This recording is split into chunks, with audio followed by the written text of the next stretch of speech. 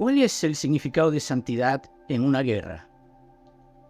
¿Hasta qué punto una guerra puede considerarse santa? ¿Son la religión católica y demás religiones cristianas y abrámicas tan santas como se proclaman?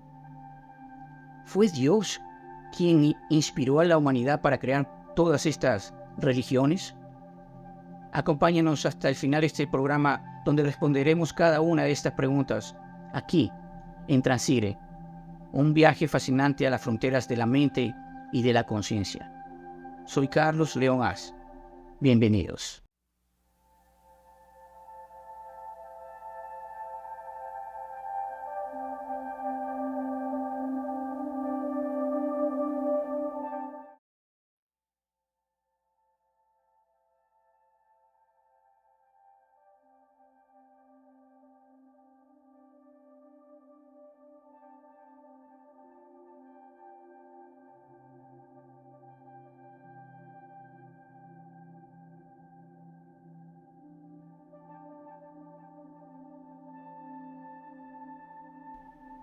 Quizás lo primero que se nos venga a la cabeza cuando tocamos el tema religión y guerra sea el conflicto hebreo-palestino. A pesar de ello, ambos grupos enfrentados tienen el mismo linaje, tienen las mismas raíces abrámicas, como también lo tiene la Iglesia Católica.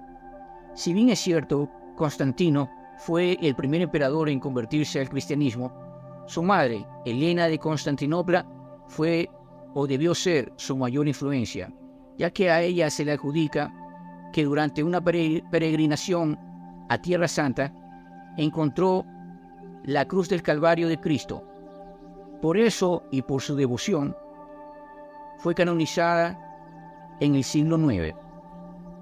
Haya sido real o no la conversión de Constantino al cristianismo, lo cierto es que logró lo que sus antecesores no habían podido lograr: controlar a quienes ellos en algún momento habían llamado fanáticos religiosos. Para el año 325 después de Cristo, Constantino, mediante el Concilio de Nicea, legaliza el cristianismo y la convierte en la religión oficial de Roma. Ahora Roma da el poder a los cristianos de perseguir a quienes no rindan culto a la nueva iglesia. Para el año 475, los romanos empiezan a abandonar Tierra Santa, llevando consigo el cristianismo para esparcirlo por toda Europa. Son los musulmanes quienes, en el siglo VII, ocupan Tierra Santa, donde habitaban antes los desplazados hebreos.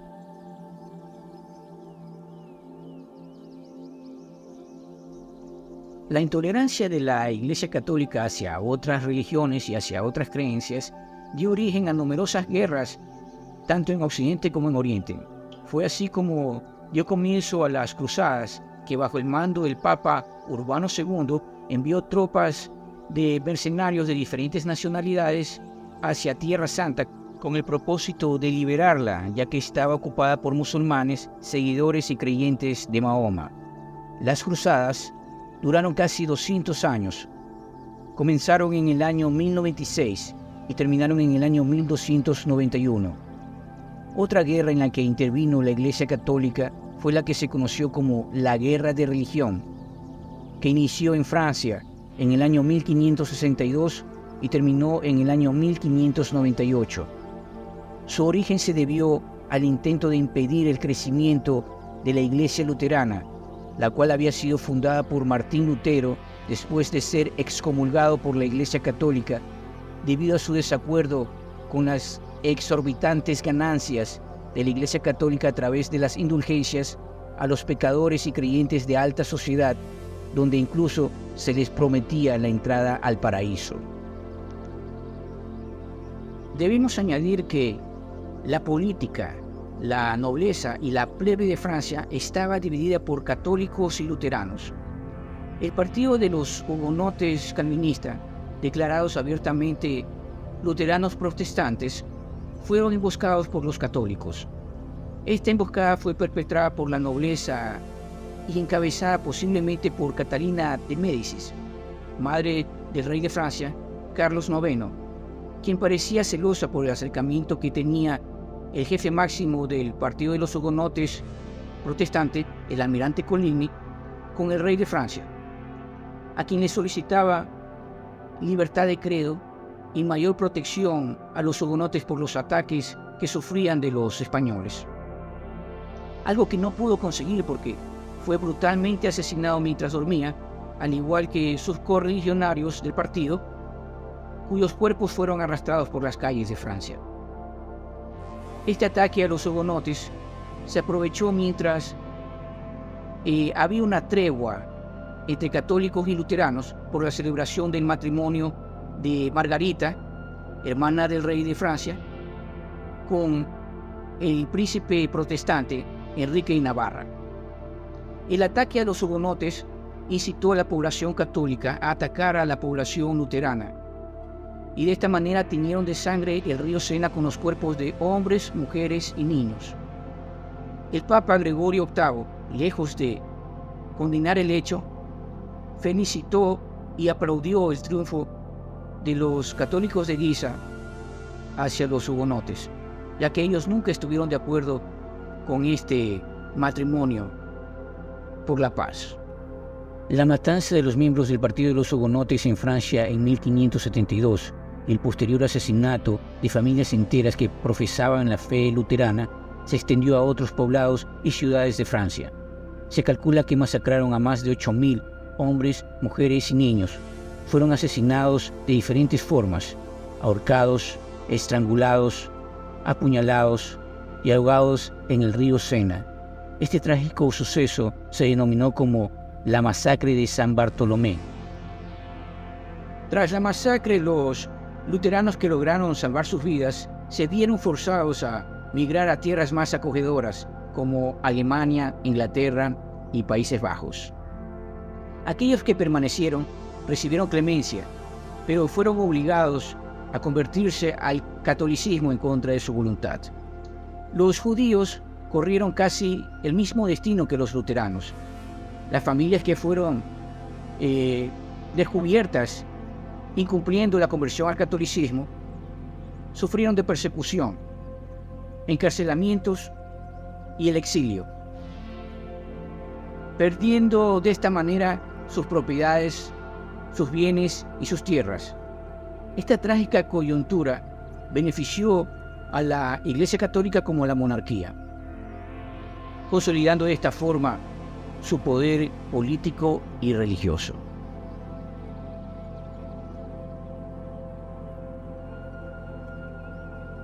Por estos acontecimientos sangrientos, la Iglesia luterana no pudo prosperar en países como Francia, Italia y España.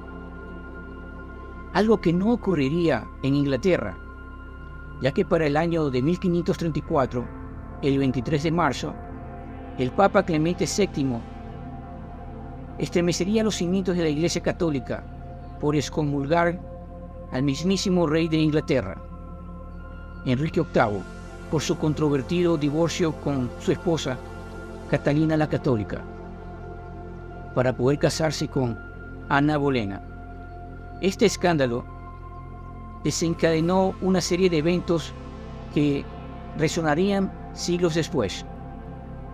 Posteriormente, Enrique VIII acogió a la Iglesia luterana como la iglesia oficial y la religión oficial de Inglaterra.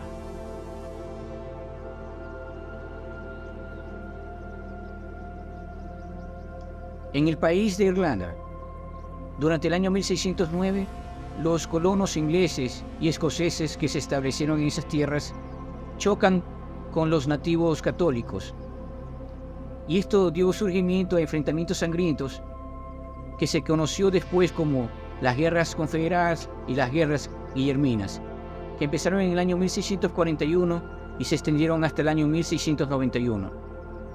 Para el año 1795, el rey Guillermo de Orange, en sangrienta batalla contra los católicos, crea la Orden Orange, la misma que permite y acepta la anexión de Irlanda del Norte con Gran Bretaña. Pese a ello, Los enfrentamientos y conflictos religiosos continuaron hasta el siglo XX.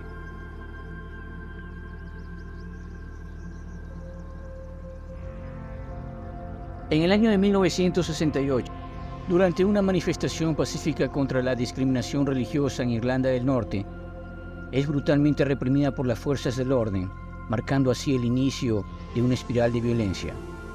En 1970 entra en escena el IRA, también conocida como el IRA, por su lucha para la reunificación de Irlanda, utilizando tácticas terroristas que sumieron a la isla en el caos.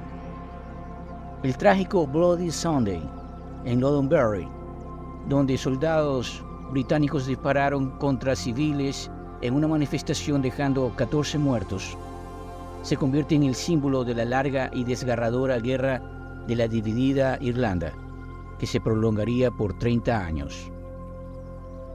Continuando en Europa, esta vez en la República Comunista de Yugoslavia, que en el año 1991 empieza a disolverse por la separación y la independencia de dos de sus repúblicas, Eslovenia y Croacia. Más tarde se sumaría Macedonia y Bosnia. Esto desencadenó cruentos enfrentamientos debido a una extrema combinación de crisis social, política, religiosa y de inseguridad, acompañado de la caída del comunismo. Los serbios, predominantemente cristianos ortodoxos que habitaban en Bosnia, donde se profesa la fe musulmana, agudizaron sus hostilidades debido a sus religiones. Los serbios intentaron boicotear el referéndum que se realizaba en el Parlamento bosnio. Con ello conseguirían su independencia, hecho que ocurrió el 5 de marzo de 1992. A ello hay que sumarle el asesinato de un serbio durante una boda, lo que provocó que las masas sociales salgan a las calles en protestas y en enfrentamientos.